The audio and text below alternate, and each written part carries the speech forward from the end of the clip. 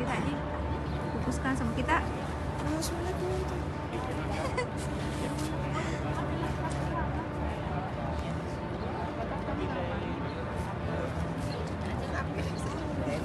Bismillahirrahmanirrahim. Assalamualaikum warahmatullahi Ada di kamar. wabarakatuh. Innal hamdalillah nahmaduhu wa nasta'inuhu wa nastaghfiruh wa na'udzu billahi min shururi anfusina wa sayyiati a'malina may yahdihillahu fala mudhillalah wa may yudlilhu fala hadiyalah. Asyhadu an la ilaha illallah wahdahu la syarikalah wa asyhadu anna Muhammadan 'abduhu wa rasuluhu amma ba'du. Asbahna wa asbahal mulku lillah walhamdulillahi la syarikalah falakal hamdu walakal syukur. Raditu billahi rabba wa bil islami dina wa bi Muhammadin nabiyya wa rasulah. Allahumma inna na'udzubika minal kufri wal faqri wa na'udzubika min adzabil qabri la ilaha illa anta. Allahumma inna na'udzubika minal hammi wal hazani wa na'udzubika minal ajzi wal kasali wa na'udzubika minal jubni wal bukhli wa na'udzubika min galabatid daini wa qahrir rijal.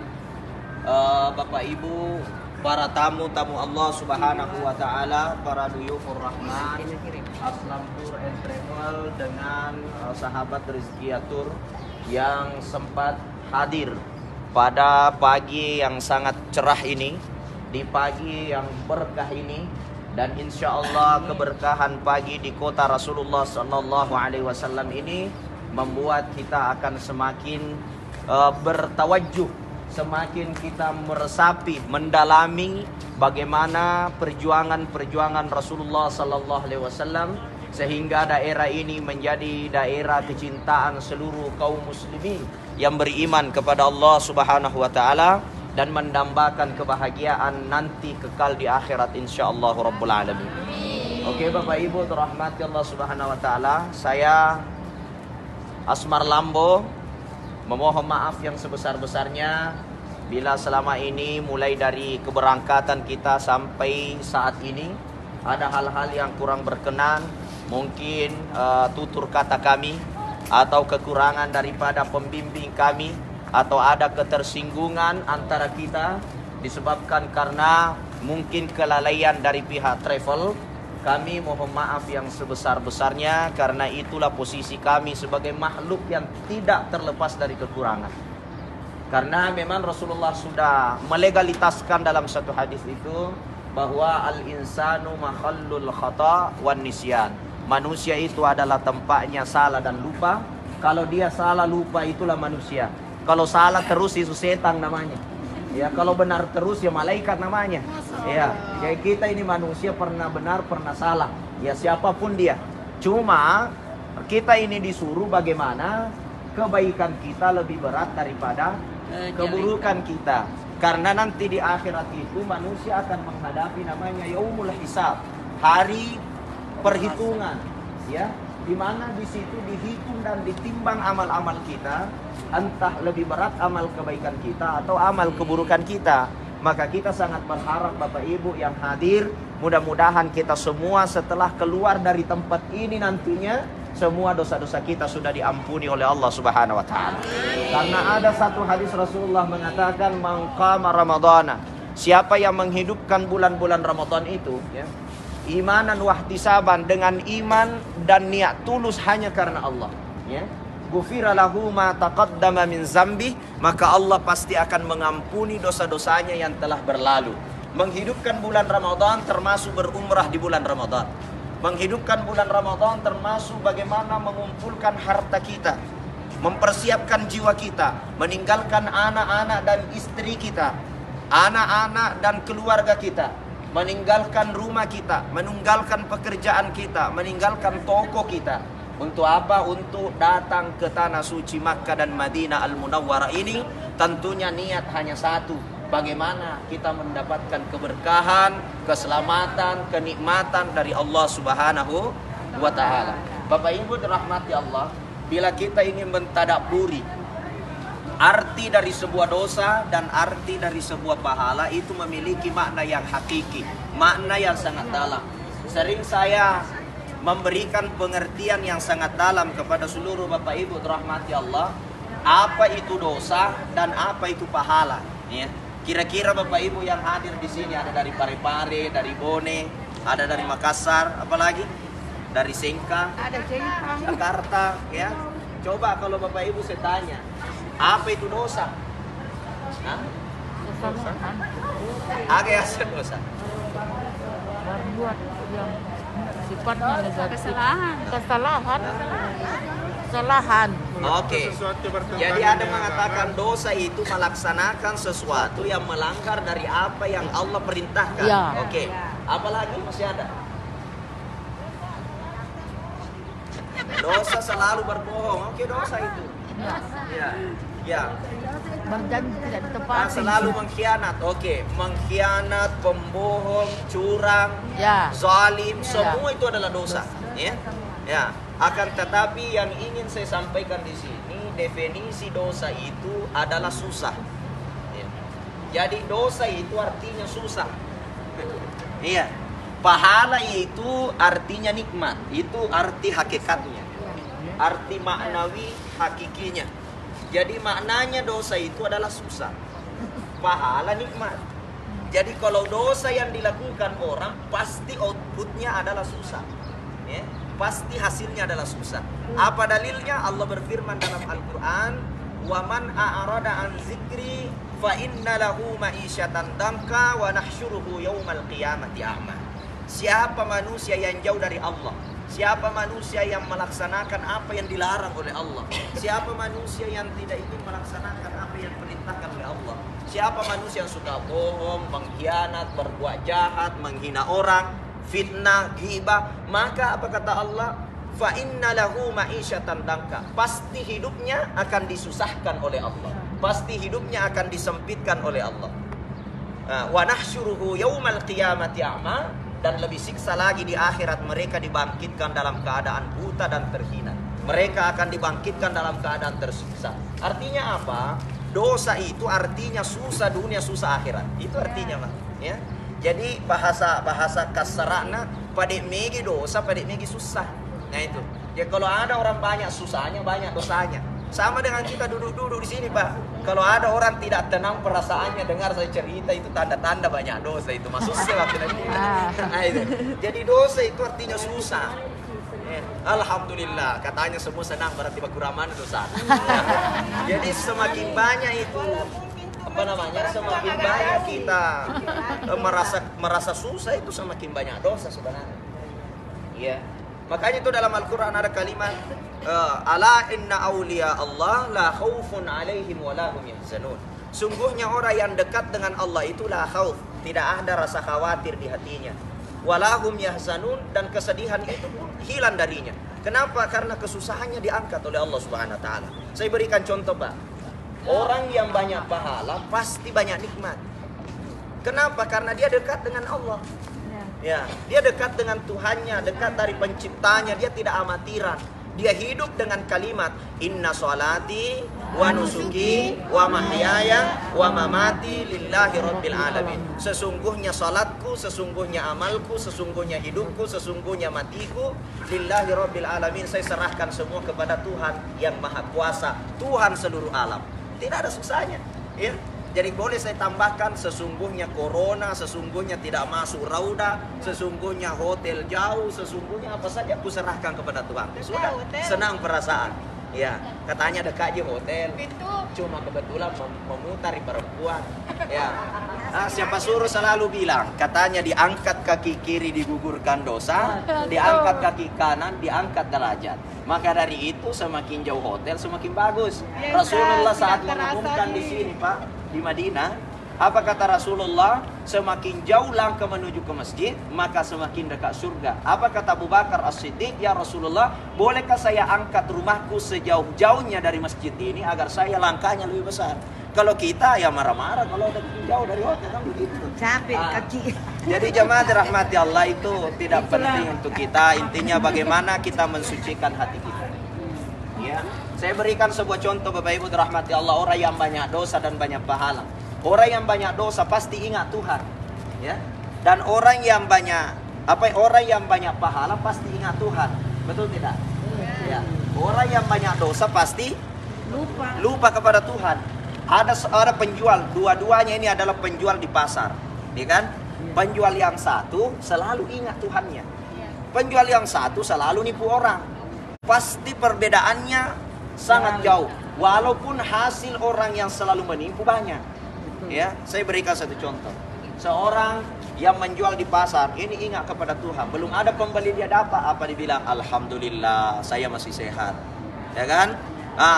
Dia belum makan, alhamdulillah, saya belum makan tapi saya masih kuat. Bisa saja dia sudah sakit, ya Allah, mudah-mudahan ini menggugurkan dosa-dosaku, ya kan? Tidak lama kemudian dia sudah sekarat, ya diberi kekuatan oleh Allah untuk mengucapkan la ilaha illallah sebelum dia meninggal dunia. Kenapa Allah berikan hidayah? Jadi mulai dia sehat, sakit, susah, senang, mereka tidak pernah merasakan kesusahan dan kesempitan di hati. Kenapa? Karena dia dekat dengan Allah. Iya. Dan orang yang jauh dari Allah, artinya banyak dosanya, pasti susah. Ada pembeli nadapa bilang, kasih madodok. Iya ini bisa dimakan tisugi, gitu kan? Tidak ada memang pembeli tambah susah. Dia gak ada pembeli. Sekalinya dia sakit kepalanya, wih kesini. Tudah-tudah, wih pelan. Taman rumah sakit, wih kesini, mati nih. Taman asa, wih nadoti sih kak bali bola aku. Akhirnya pas sudah sekarat, bukan lagi la ilaha illallah diucapkan, apa nabi bilang, wih kasih mati nak, mati tuh kan nih. Kenapa? Karena mulai dari dia sehat sampai dia banyak harta, sedikit harta, semua susah terus, tidak pernah senang. Kenapa? Karena memang sudah kata Allah itu, wa man a'rada an zikri fa inna lahu ma'isyatan danka. Orang yang jauh dari Allah, orang yang banyak dosa, maka dia akan mendapatkan kehidupan yang sempit. Jadi inti daripada apa yang menjadi kekuatan kebahagiaan kita dunia akhirat itu adalah hati. Bagaimana kita sucikan hati. Iya. Makanya sering saya sampaikan, Pak, Allah itu tidak pernah ingkar janji. Coba kita lihat apa kata Allah. Walau anna ahlal qura amanu wattaqaw lafatahna alaihim barakatim minas sama'i wal ardh. Apa artinya? Apabila penduduk suatu daerah, suatu kampung, suatu wilayah beriman kepada Allah, maka Allah akan turunkan berkah dari langit dan memunculkan berkah dari bumi. Itu janji Allah. Walaupun tempat itu kata Allah gersang. Ayat ini turun di tempat yang gersang, di mana Saudi Arabia ini, Makkah Madinah ini gersang. Maka Allah turunkan tuh ayat.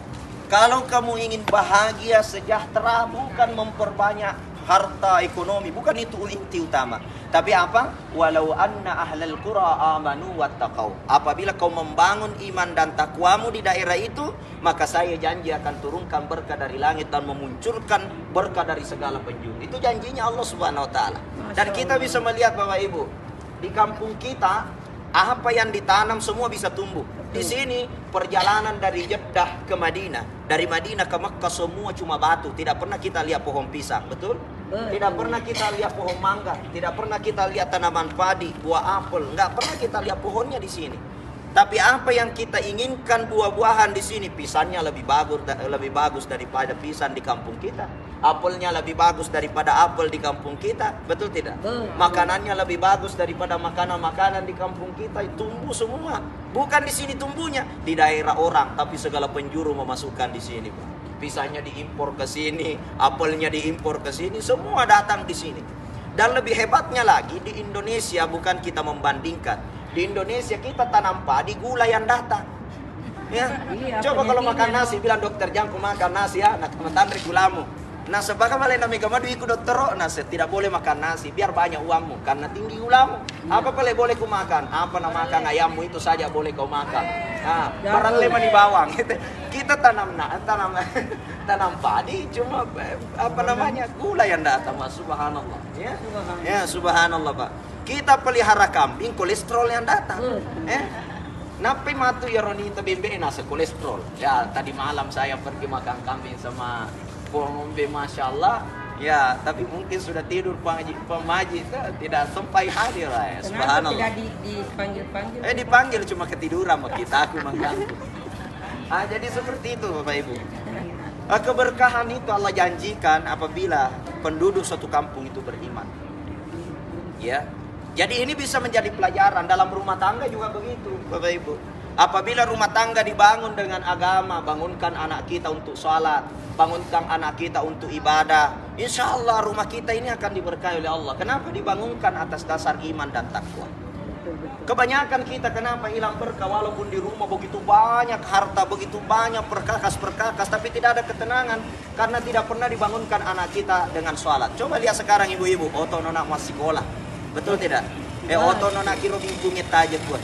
Oto nona kalau kenoman agak senai itu kan, bangun nak itu mobil belum dicuci, tidak pernah bangun nak sholat subuh. Akhirnya anak ini sudah besar, bertengkar anaknya. Saki orang tuanya, apa kata anaknya yang pertama? Itu bapak sudah saki. Rumah saya punya. Itu. Anaknya yang kedua bilang, ambil rumahnya, saya ambil tanahnya. Anak ketiga, ambil rumah, ambil tanah, semua mobilnya bapak saya punya. Saki orang tua tidak ada yang ngurus dari anaknya. Kenapa? Karena kita sendiri yang menyebabkan anak kita berpikir dunia terus. Karena selalu dibangunkan dengan perkara dunia. Tidak pernah dibangunkan, bangun nak sholat, pergi nak mengaji. Kenapa tidak dibangun kesadaran akhiratnya? Maka kalau ingin bahagia, wa may yuridillahu bihi khairan yufaqihu fiddin. Tanamkan agama di hati anak-anak kita, keluarga kita, ya. Kalau hatinya ini terbangun atas dasar keimanan, maka yakinlah kalau dia jadi polisi yang baik. Jadi dokter insya Allah bukan dokter salah sunti. Jadi polisi tanya bapak nana tilang, ya. Nah, insya Allah dia jadi pegawai, dia tidak menipu. Ya, dia nana ima kokwe matandre sekolahna to matuana na kali-kali. Macam bahasa Inggris to matuana na bahasa Inggris. Karena telepon to matuana na, Pak kiringa ka doi, aga lo mali na pura ni wajah kuliahmu na sa kasi loy wajah bahasa Inggris. Aga sana smoking. Kenapa itu smoking?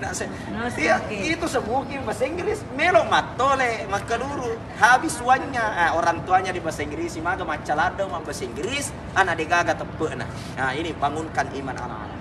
Mudah-mudahan ini menjadi pencerahan bagi kita semua. Terakhir saya sampaikan kepada Bapak Ibu sebagai hanya sekedar informasi. Satu, insya Allah kalau bukan sebentar sore, besok insya Allah saya terbang dari Madinah langsung ke Jakarta. Saya ada acara di iNews TV dan ada acara di TV One Live di Damai Indonesiaku. Kemudian nanti saya akan kondisikan apakah saya masih masuk di Arab Saudi di Ramadan ini atau saya langsung ke Sulawesi Selatan, ya. Jadi kita melihat saja kondisinya nanti. Dan di sini nantinya kita akan dibimbing oleh namanya Ustadz Ridho LC yang kemarin ikut di bus kita. Dia membimbing kita di Madinah sampai di Makkah insya Allah. Kemudian nantinya juga untuk wanita saya kira ada saudari saya Ibu Haja Basirah, ada juga ibu istri saya insya Allah untuk mendampingi Bapak Ibu sekalian. Dan mudah-mudahan kita semua disehatkan oleh Allah Subhanahu Wa Taala. Kita semua diberikan hati yang suci oleh Allah, hati yang bersih oleh Allah, karena inilah ukuran Allah yang sesungguhnya. Innallaha la yanzuru ila suwarikum. Allah tidak tatap wajahmu, Allah tidak tatap kekayaanmu, Allah tidak tatap pangkat jabatanmu. Wa yanzuru ila qulubikum. Allah hanya melihat hatimu. Kalau hatimu bersih, itulah ukuran Allah bahwa kamu baik. Tapi kalau hatimu kotor, itu ukuran kau tidak akan menjadi manusia selamat. Kita bisa melihat seorang penghafal Al-Quran namanya Ibnu Muljam, sahabat Nabi penghafal Al-Quran pertama. Dia membunuh Imam Ali di saat Imam Ali sedang sujud sholat terakhirnya Pak, di sholat subuh. Dia penggal lehernya Imam Ali. Kenapa? Karena dia cemburu Imam Ali diangkat menjadi khalifah, sedangkan dia merasa dirinya lebih pintar daripada Imam Ali, lebih cerdas, hafal Quran, ahli Quran. Jadi kita ini harus membangun hati yang suci. Entah kita hafal Quran sekalipun, kalau hati ini kotor, maka tidak ada bedanya kita dengan Ibnu Muljam yang cerdas hafiz Quran pertama dari kalangan sahabat, tapi dia menjadi orang-orang yang kafir, keluar daripada dia menjadi keluar daripada ajaran-ajaran Islam yang dibawa oleh Rasulullah SAW, dan matinya menjadi mati yang dilegalitas akan menjadi ahli neraka oleh Rasulullah SAW. Maka dari itu Bapak Ibu, mudah-mudahan kita semua diberikan hati yang lapang, hati yang suci, hidup yang berkah, selamat dunia, selamat akhirat insyaallah. Inilah yang saya sampaikan. Mohon maaf atas segala kekurangan. Sampai di sini ada yang mau ditanyakan? Sedikit Pak, sedikit. Ya. Ustaz, Ya. terima kasih kesempatan yang diberikan pada kami mendengarkan apa yang serahan dari Bapak, Pak Ustaz. Rasa-rasanya saya minta kepada Allah Subhanahu wa taala agar senantiasa kita tetap dalam keadaan sehat walafiat, tetap kita akan diberikan waktu yang bisa kita manfaatkan sebaik-baiknya. Dalam artian ini kami harapkan dari pribadi saya sendiri, karena kenapa? Dalam artian ini kita dengarkan bersama bahwa setiap kegiatan itu yang nantinya ini akan dipandu oleh Ibu dan Pak ini, kemungkinan yang kami intinya di sini, kapan kita diprogramkan masuk, yang didam-damkan itu adalah Rauda. Ya, karena kenapa saya teringat pada berapa tahun yang lalu, yaitu tahun 2010 saya datang di sini bersama dengan almarhum. Di tempat ini masih kumuh, yaitu adanya burung-burung seperti ini masih dalam keadaan tidak seperti indahnya ini. Maka dalam hal ini saya mengharap atas kerendahan hati saya agar senantiasa betul-betul akan dipandu masuk di dalam suatu tempat yang kami akan idam-idamkan. Cukup sekian. Alhamdulillah. Jadi insya Allah nanti malam bisa dikomunikasikan dengan Ibu Haja Basirah. Sekarang Rauda udah dibuka ya. Jadi kita masuk malam boleh insya Allah. Sekarang udah bisa masuk Rauda, tapi jangan berombongan terlalu banyak. Mungkin 7 orang, 10 orang, 5 orang gitu. Sedikit-sedikit masuk ya. Sekarang Rauda udah buka. Ya, sudah dibuka pintu Rauda tuh ya. Untuk perempuan juga udah buka. Dan insya Allah nanti bisa dibimbing. Kemungkinan juga nanti ada mutawifah, ada mutawif perempuan. Nanti kita kirim untuk mendampingi insya Allah nanti malam.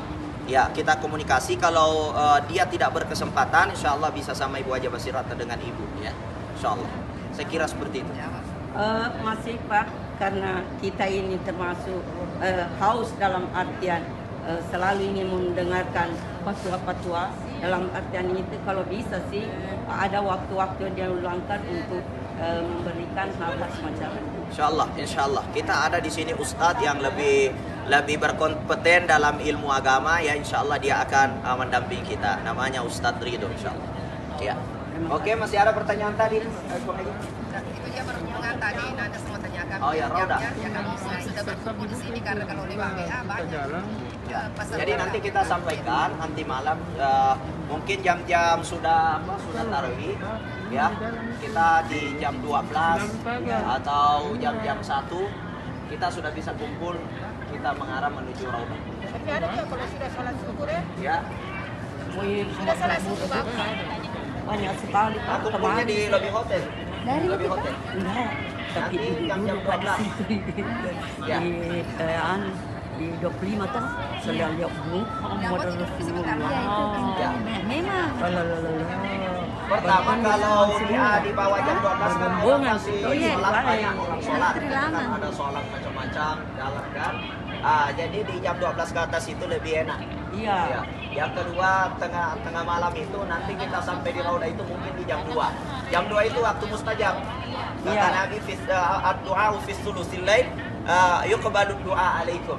Maka siapa orang yang berdoa di sepertiga malam, di situ tempatnya Allah Subhanahu wa taala turun di sepertiga malam menerima doanya orang-orang yang berdoa. Ya, apalagi kita di Rauda. Ya bagusnya begitu. Ya, kita maksimalkan insyaallah. Boleh nanti malam kumpulnya di lobby. Ya, insyaallah. Masih ada pertanyaan? Seputar perjalanan ke Mekah. Apa yang bisa kita lakukan? Pengalaman Kak, pengalaman. Ya di Rauda itu kita cuma sholat sunnah, berdoa, ya berdoa sedalam-dalamnya. Mumpung Allah tempatkan, posisikan kita di tempat itu. Tempat itu susah, ya. Saya 3 kali mengantar jamaah umrah selama pandemi ini tidak ada pembukaan Rauda. Dia cuma pertama kali saja ada. Semua ditutup. Ya, ini alhamdulillah Rauda udah dibuka. Tinggal kita nanti mainkan seperti apa. Mudah-mudahan Allah ijabah semua doa-doa kita. Bisa masuk Rauda. Karena yang kemarin ini berangkat dia mencoba masuk, diusir lagi, mencoba masuk, keluar lagi, nggak pernah berhasil masuk. Ya, kalau ini mudah-mudahan kita berhasil semua masuk nanti Rauda insyaallah. Ya. Perjalanan ke Mekah, prosedurnya di sana. Ya, oke. Jadi Bapak Ibu dirahmati Allah juga informasi ya pertanyaan nanti ini informasi perjalanan kita ke Mekah dimajukan sedikit. Ya, dimajukan. Kita masuk ke Mekah itu tanggal 15 insyaallah. Ya. Alhamdulillah. Ini yang mengatur ini adalah muassasah kita. Jadi perjalanan umrah di pandemi ini, travel itu tidak terlalu bisa bergerak. Sekali lagi travel itu tidak bisa terlalu bergerak karena kita saat ini sedang dipantau oleh muassasah. Orang yang memegang kita di Arab Saudi ini, ya, yang mengeluarkan visa kita, gitu. Jadi kita itu dipantau terus, ya. Keberadaan jamaah di mana, ada berapa, semua itu sedang dipantau, termasuk perjalanan wisata-wisata kita. Dulu travel boleh buat, sekarang muassasah yang mengatur semua itu. Kemudian informasi keduanya, perjalanan dari Madinah ke Makkah, nanti sampai di Makkah, hotel kita khusus untuk jamaah dari Makassar itu wilayahnya di Ajiat Sud, ya. Dia itu lebih dekat dibandingkan dengan jamaah yang rombongan kita dari Riau, dari Padang. Mereka nantinya di daerah Azizia, ya. Ya, daerah Azizia itu agak jauh. Kalau kita insya Allah tempatnya dia di Ajiat Sud, nama hotelnya itu Dana Al-Taj, ya, Dana Al-Taj, dekat dari Azka As-Safa, ya. Terus saja masuk masjid insyaallah. Ya, nggak terlalu jauh, maaf. Berapa kilo katanya Pak Ustaz? Tidak cukup setengah kilo. Enggak sampai setengah kilo, dia mungkin 400 meter. 2019 kita di sana. 400 meter. Saya lihat di situ di YouTube hanya 300. Ya, 300 jadi meter. kalau ibu cek di Google Maps Ya, katanya 300 300 Bukan meter. di Cedate ya. meter. Iya. Salah gaji dari Sengka. Luas masjid. Iya. Oke, apa namanya? Selanjutnya nantinya Bapak Ibu kami sampaikan, karena paket kita ini adalah paket umrah, umrah iktikaf. Iya. Kita mengambil paket umrah plus iktikaf. Bela ibu. Kepanasan kan. Berteduh. Kalau jual lagu. Apalagi sayangnya. Iya. 5 hari pertama di Makkah itu kita dapat makan buka puasa dan sahur di hotel seperti halnya di sini. Tapi nanti sebelum terakhir Ini dari Jakarta. kita itu Starino, nanti semuanya semua nomor nanti yang uruskan kita surat izin iktikaf di masjid itu dari petugas resmi Masjidil Haram itu mengeluarkan surat khusus bagi yang iktikaf. Jadi kita bukan iktikaf ilegal, iktikaf legal, berizin. Jadi nanti tidak diganggu-ganggu, ya. Nanti ada tempatnya. Kita ada tempat. Mudah-mudahan ini tidak meleset gitu ya. Karena kadang-kadang kita punya keinginan berbeda apa yang Allah berikan kepada kita. Jadi kita itu sudah rancangkan dan kita sudah bicarakan dengan pihak muassasah. Nanti akan kita tempat ya untuk iktikaf gitu ya. Jadi di tempat iktikaf inilah kita niat iktikaf 10 terakhir sebagaimana sunnah Nabi ya. Kita iktikaf, kemudian nanti di masjid itu kita dapat buka puasa dan sahur. Bentuknya kotak. Itu makanan, ya, itu diberikan langsung nantinya di masjid. Ya. Dan ini fasilitas memang dari mamlakah kerajaan Saudi untuk orang yang iktikaf. Nah, begitu ya. Cuma kadang-kadang ada yang kurang cocok karena makanannya roti apa dan lain sebagainya. Tidak ada masalah. Belajar mencocokkan diri dengan makanan-makanan yang ada. Oke ya. Begitu. Kemudian di hotel ini juga sedikit. Di hotel nanti kemungkinan dalam sekamar itu kita mungkin agak-agak banyak gitu. Ya, mungkin 7 sekamar sampai 10 sekamar gitu ya. Ya, tapi insya Allah kamarnya luas. Ya, kemudian nanti rosbanya cukup insyaallah. Dan Al-Taj itu kita sudah pakai 2019. Ya, kita sudah pakai umroh 2019 dan insyaallah enak di sana. Ya. Enggak terlalu jauh, enggak terlalu menanjak, kemudian nantinya yang apa namanya ya, yang ingin pulang balik bisa, tapi disarankan bagusnya itikaf di masjid, karena apa namanya, belum tentu joka kipe makomai, iya belum tentu joka kita, tapi mudah-mudahan mali sule suki malampe mana ngumurut, insyaallah, iya, insyaallah, amin. Jadi sekira begitu, masih ada. Mendengarkan tadi bahwa pada tanggal 15 kita akan berangkat insya Allah. Yang kami tanyakan di sini jam berapa, waktu yang kita akan gunakan, Ya. dan bagaimana bentuk Ya, jadi kita berangkat pagi, Bu. Kita berangkat pagi. Jadi pagi itu apa, malam itu nanti kita informasikan untuk packing semua barang, simpan di depan kamar. Nah, nanti paginya mungkin jam-jam 9, jam 10 kita sudah kumpul di lobby untuk menuju ke kota Makkah. Dan Bapak Ibu dirahmati Allah, nantinya kita semua sudah mandi ihram sebelumnya. Kita sudah mandi ihram di hotel, kita sudah pakaian ihram, kemudian nanti menuju ke Mekah, kita akan singgah di namanya Bir Ali. Kita mengambil miqat, makaco, nasanya aco ya. Kita mengambil miqat di Bir Ali. Kita niat untuk umroh di situ. Kemudian kita menuju ke Mekah, sampai di Mekah kita diarahkan masuk hotel, turunkan barang, pembagian kamar, baru kita kumpul menuju ke Masjidil Haram untuk tawaf. Selesai tawaf kita sa'i, selesai sa'i kita tahallul, selesai. Pulang ke rumah, boleh ganti pakaian, boleh banyak ibadah di masjid. Gitu. Jadi kita sudah memberikan kebebasan untuk ibadah di masjid. Ya, gitu. Setelah ya. Kalau kita tawaf itu bau apa yang terbuka? Itu pakaian ihramnya. Ya. Jadi kalau kita tawaf itu disunnahkan yang terbuka adalah bahu kanan. Ya, kanan. Ya. Ya, bagi laki-laki ya, karena kan dia ya. Ya. Jadi yang terbuka adalah bahu kanan. Dan banyak kesalahan dalam memakai kain ihram itu, yang memakai kain ihram di bawah pusar. Bagi laki-laki itu banyak terjadi, ya. Padahal ini adalah aurat. 4 mazhab semua mengatakan ini adalah aurat. Dari pusar sampai ke lutut kita. Makanya pakaian ihram itu di atas pusar, di bawah lutut, ya, bagi laki-laki. Ya, saya kira seperti itu. Bagasi 30 kilo. 30 kilo. Enggak, 30 kilo. Jadi bagasi dari sini ke apa namanya, ke Jakarta itu 30 kilo. Dari Jakarta ke Makassar itu 20 kilo.